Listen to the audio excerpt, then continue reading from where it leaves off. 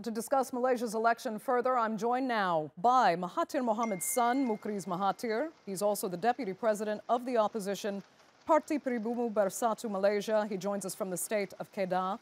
In Kuala Lumpur, we have Najib Razak's former political secretary, O.E. Sung. And also in Kuala Lumpur is Ibrahim Suffian. He is the co-founder of the Merdeka Center for Opinion Research. Thanks, all three of you, so much for joining us. Let me start with our analyst, Ibrahim Suffian, because I'd like to ask you, I mean, we've learned something in the past couple years especially, that the polls are not to be relied on. But in the case of Malaysia, I really am hearing from so many analysts that the opposition will find it very difficult to win this election. Tell us why. Well, you know, the situation in Malaysia is slightly different than in other countries, particularly liberal democracies where polling is much more developed and there is a culture of openness for people to speak about their political choices. In the context of Malaysia, there is a degree of reticence amongst voters from sharing their innermost political choices. And we noticed that, I think in the Malaysian context, it's harder to read people's intentions. And that's one point. The other point is that the ruling party has been a dominant force for over 60 years.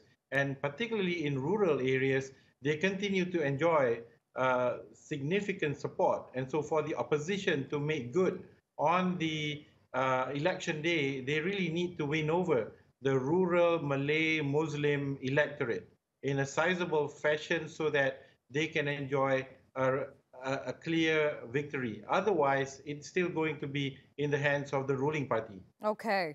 Mukhriz Mahathir, your opposition actually did win back in 2013. They won the popular vote, at least, but they couldn't win any sort of parliamentary majority. How do you think you'll fare this time? We think that we'll fare very well, actually, because in the last elections, without much big issues, still the ruling party dropped from 140 seats in the previous elections to 133. This time around, there are numerous amounts of scandals and issues related to the ruling party, particularly to the Prime Minister himself. So we expect that this is going to have a direct impact on the psyche of the people, and that will be interpreted by the way they vote on the 9th. Okay, let me ask O.E. Sung about that. I mean, we've heard that maybe the polls can't be relied on in Malaysia. And yes, the ruling National Party has been in power for 61 years now, but the election may be different this time, given that the Prime Minister himself is facing this kind of scandal. Well, if it is a so-called one-to-one straight fight between Barisan Nasional and Pakatan Harapan, I think the opposition of Pakatan Harapan would indeed have a fighting chance even to sort of win more than half the total number of parliamentary seats. However, there's this other party, the Islamist party, the PAS party, which has sort of broken away from previously the opposition coalition and is now on their own and working extremely closely with the ruling Umno party. So in any constituency, you have the PAS party splitting a number of votes. I think by Ben Suffian's account, well, sometimes up to 20% of the votes. In that case, well, it would benefit the ruling UMNO party because Malaysia has this system whereby if you win most number of votes in the constituency, you will become the elected representative of that constituency. So I think the PAS party will indeed play either a kingmaker or spoiler vote in this particular election.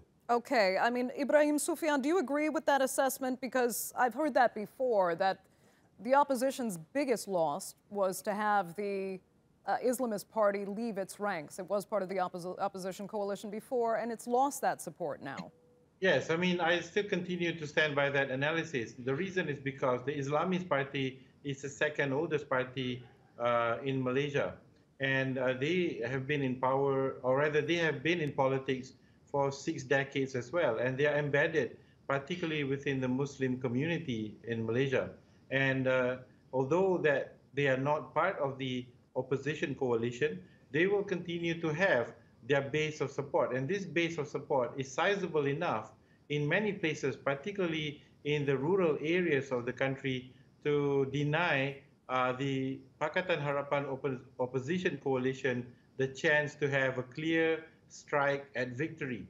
And we think that with them acting as a spoiler vote, they will ultimately prevent Pakatan Harapan from winning, even though Pakatan Harapan may gain an even bigger share of the popular vote in this 2018 general election. Okay, Mukhriz Mahathir, do you think your coalition can actually overcome the loss of the Islamist party that was once part of your bloc?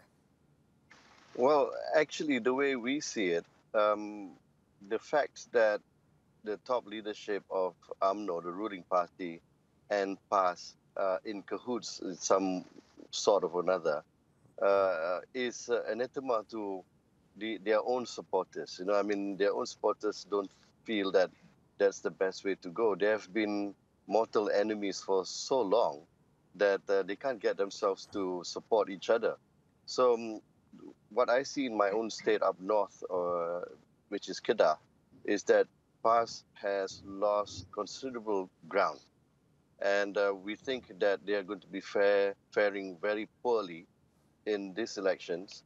And therefore, Pakatan Harapan has a good chance to actually make it this time around.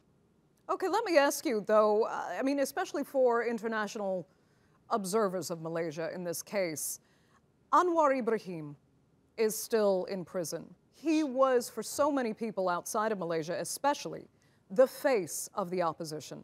Now, obviously, he's not contesting this election, but he will be released soon after the election is over.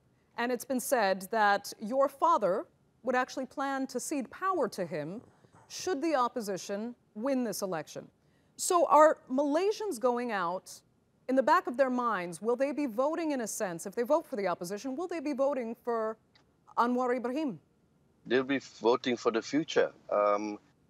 Even my father admits that he's 92 years old, not getting any younger, and he knows that he won't be staying long in office in event, God willing, we win these elections. So there must be clear succession planning.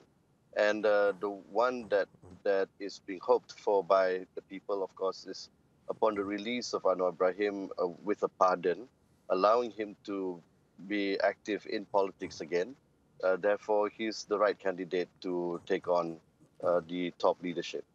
Okay, Ibrahim Suffian, do you think Anwar Ibrahim, although in prison right now, is an asset of sorts to the opposition? Well, Anwar Ibrahim continues to retain sizable affinity within the pre-existing opposition supporters. And he has been instrumental in convincing the pre-existing opposition supporters to accept Dr. Mahathir to lead the current opposition coalition. So he continues to play a pivotal role in Malaysia's politics, particularly from the standpoint of bringing people together to support this newly formed opposition coalition. Okay, let me get O.A. Song's take on this. I mean, do you feel, in a sense, that the presence of Anwar Ibrahim is part of this election, or do you think it's just marginal and doesn't really count as far as your campaign is concerned?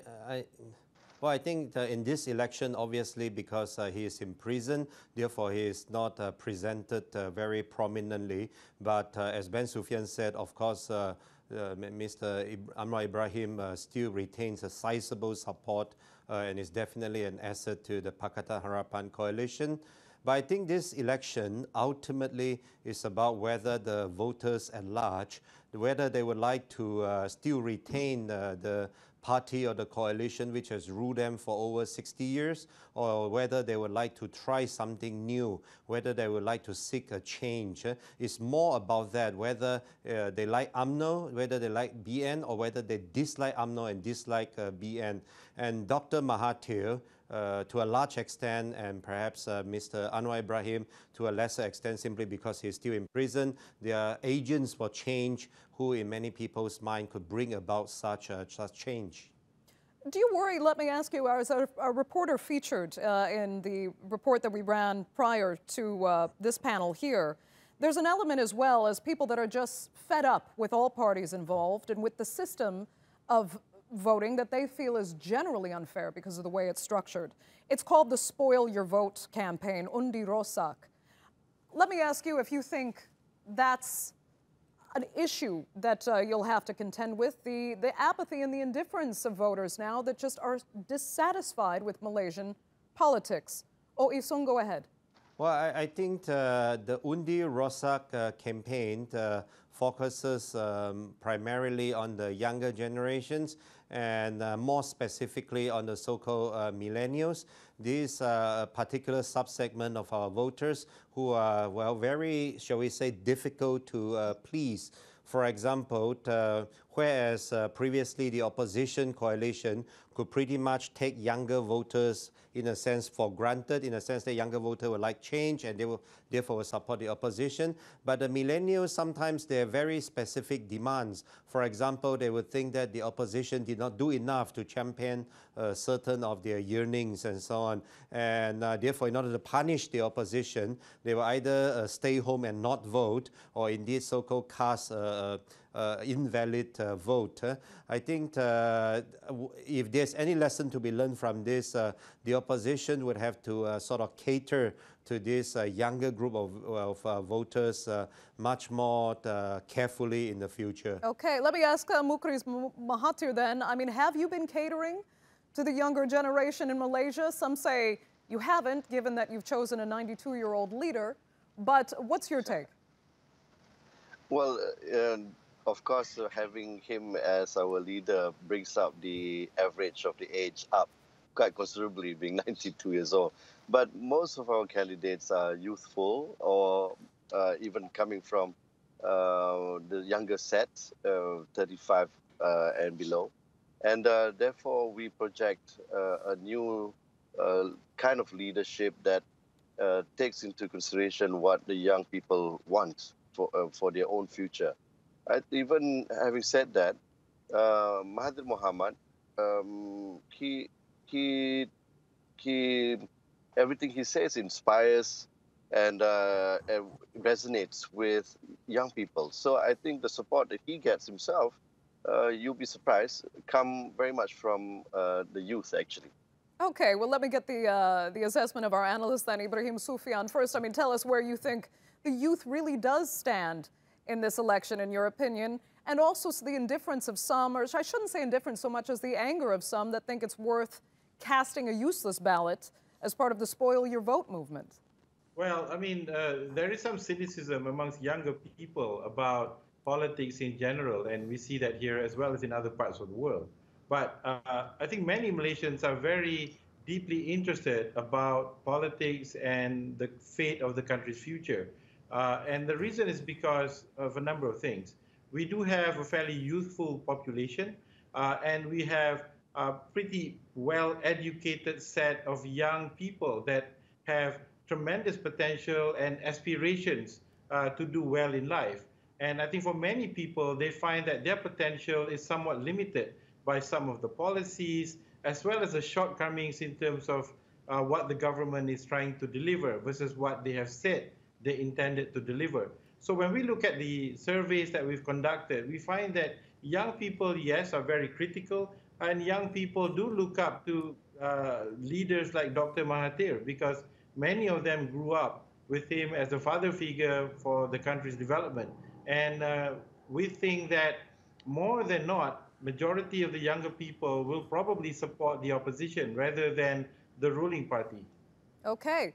So let me ask Mukhriz then, if you're looking at the support of the youth, as Ibrahim there has predicted, what do you say then about the larger system, and that even if you get that support, as you've complained before, it's the structure of the electoral system isn't fair because it favors the rural vote, which is predominantly Malay, which has long been very faithful to the ruling party.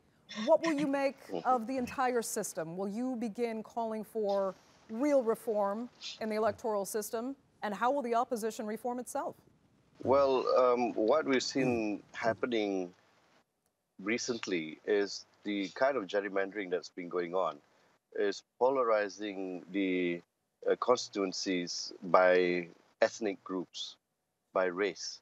I think the thinking behind that is that the more constituencies that have majority Malay voters will tend to vote for the ruling party. That thinking actually is outdated with the advent of our party, which is Bersatu, that also caters to the Malay electorate. So I think we have ways of mitigating that new development, and we're quite confident that we'll get as many votes that we need to actually win these elections. Okay, Mukhriz Mahathir, I'm going to have to give you the final word because unfortunately we are completely out of time for this segment of the Newsmakers. I'd like to thank all three of you so much for joining us.